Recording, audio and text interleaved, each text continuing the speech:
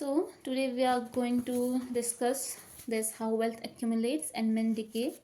This is an essay which is written by G.B. Shaw. He was a capitalist, and I'll just give a brief intro about the essay and then we'll discuss the text of the essay.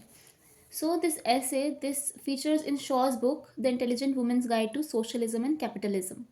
What is socialism? What is capitalism? Let's discuss that first. Capitalism is political and economist thing which says that the corporate sector or the private ownership gets all the profit, whereas socialism is that the community should work together as a whole to get any sorts of profit. So socialism is a phase between capitalism and communism.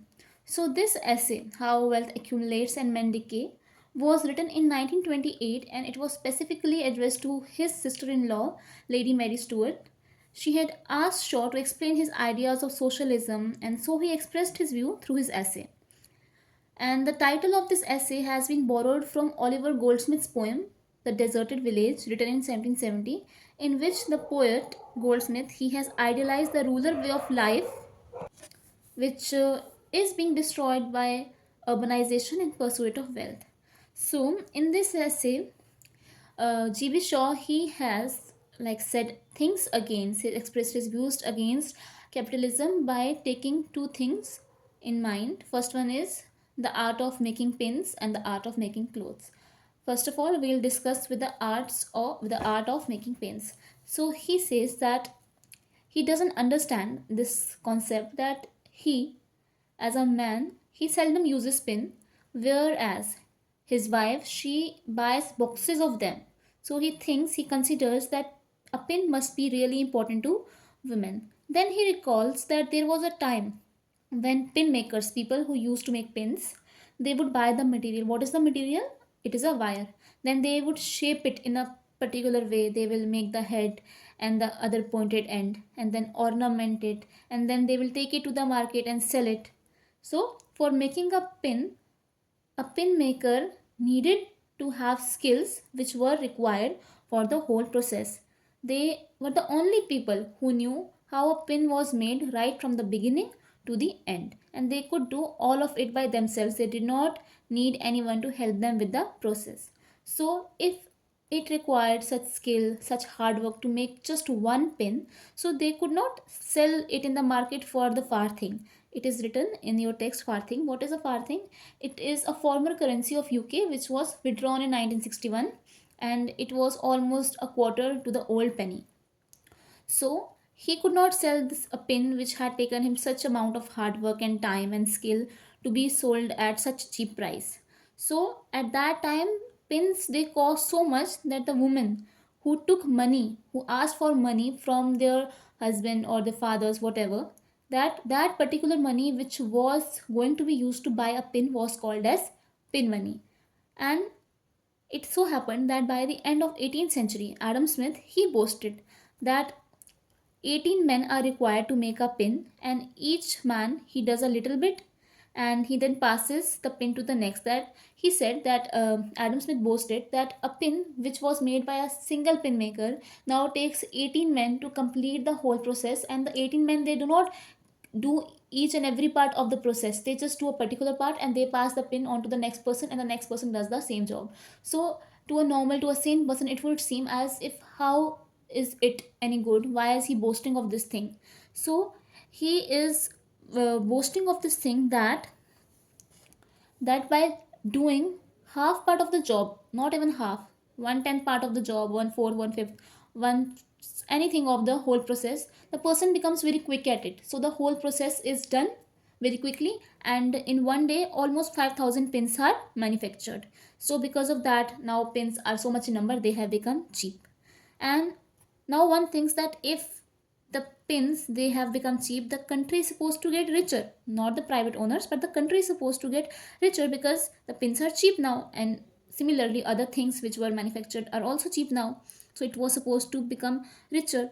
So so he boasts of it, but this is not the case. The country has not become any richer.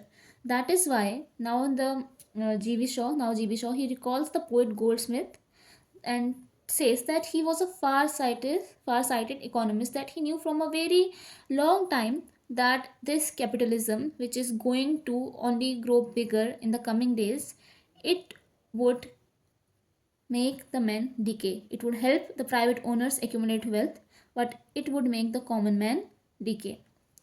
Because nowadays, the Adam Smiths, whom he boasted of the 18 men, his 18 men are as good as the Diplodocus. Diplodocus is extinct, is an extinct dinosaur. So now not even those 18 men are required to make the same pin, because machinery has replaced all of them. Everything is done by the machine. So except the people who design the machine, no one knows how a pin is made from beginning to end.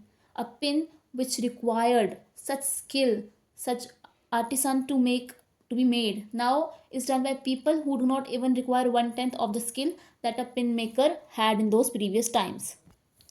The poet talks about the art of making clothes.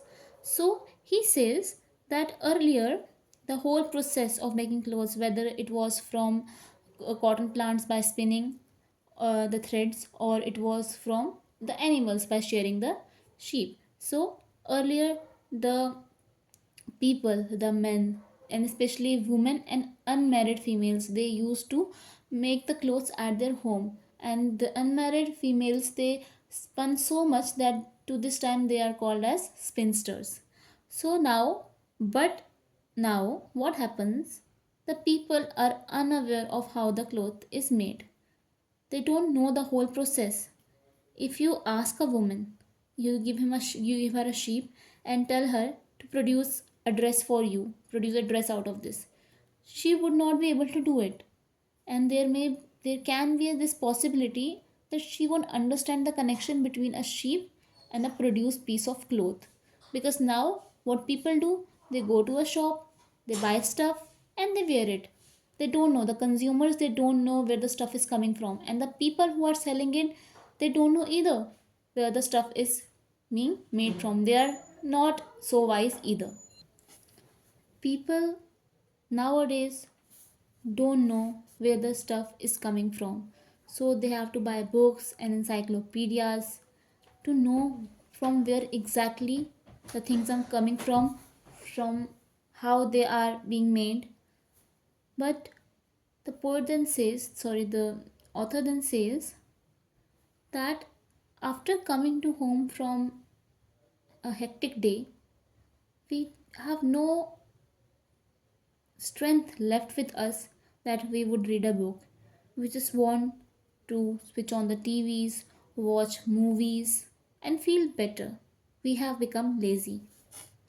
The poet, the author, he ends his essay on this note that we should rather die because we are not using our mental resources for the right work. Instead, our head is filled with romantic nonsense stuff, with illustrated newspapers, the novels we read, the plays and films, the movies, the series we watch. No doubt such stuff keeps us alive. But it is a false world. It is just a way for us to escape from the reality. And when this happens repeatedly, it can create dangerous lunatics to exist in the real world. People have become delusional, people have become ignorant, they are helpless, they don't know anything because they are all blinded by capitalism. He says that he himself is a writer, so he knows the folly and the peril of it better than we common people do. He also says that he wants to stop writing plays for a while so that he can discuss the political and social realities in the book with those people who are intelligent enough to listen to him.